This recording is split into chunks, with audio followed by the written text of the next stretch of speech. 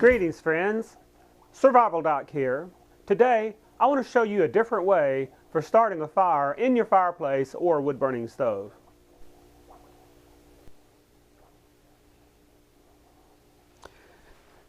This is something that I picked up in an estate sale. I paid about $2 for it. I've seen these are considered antiques by some people. I've seen these for sale in antique stores and online for over $100. Personally, I wouldn't pay more than about $8 or $10 for one. They're very common. They were very commonly used 50 to 100 years ago to light fireplaces. It's called simply a fireplace starter, or some people call it a Cape Cod lighter or a Cape Codder. Right, it's cast iron, so it's very heavy, which is good because you don't want something that's easy to knock over, because what it contains is kerosene.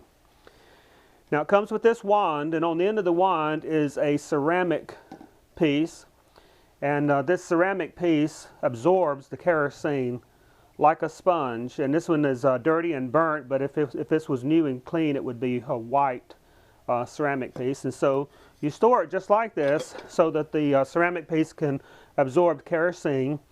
Now you don't want to use gasoline in something like this. It would be extremely dangerous if you use gasoline. You only want to use kerosene or lamp oil in here.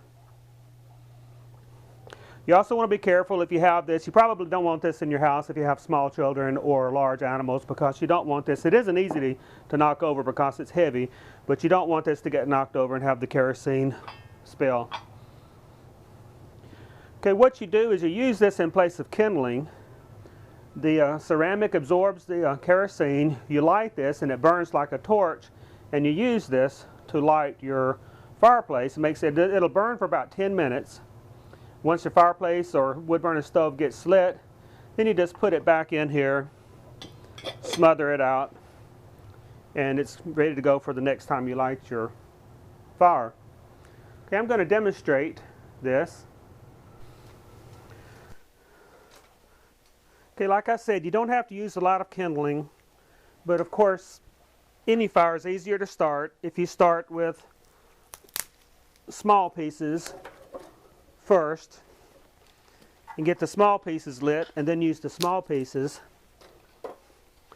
to light your larger pieces. And I'll light these pieces first, and then what I'll do is, once these get lit, I'll add the large logs to the fire. But we're going to start with this right here.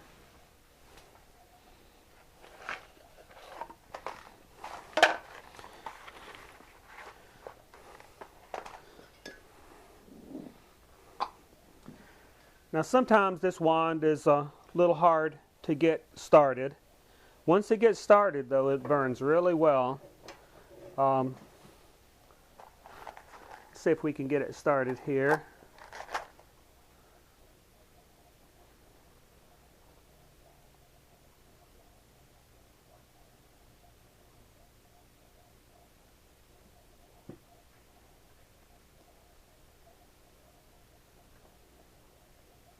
What I'll do sometimes is put a piece of paper in there, light a piece of paper to help get this lit.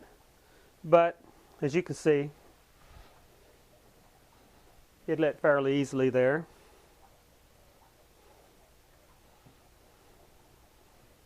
Okay, you can see how that burns.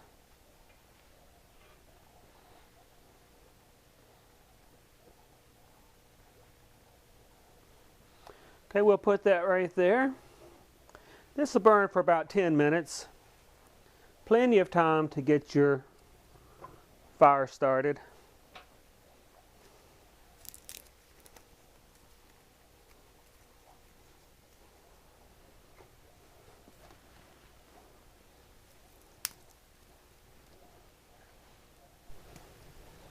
Okay, once your fire gets lit,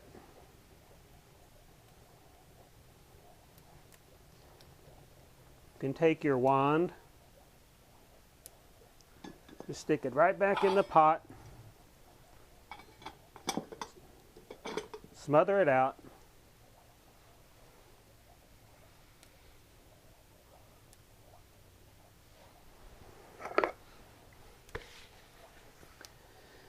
And on the subject of fire starting, here's another familiar device. Anyone who has a fireplace is familiar with these. It's a bellows. I consider this an essential part of fireplace equipment. It's good for helping a fire get started. This is particularly helpful if your fire burns down to just a few coals and you put some more kindling on there and it won't quite get lit. If you have a few hot coals in there, you can get them really hot with this and get the fire back up in no time. Now what I'll do is I'll put larger and larger logs on here.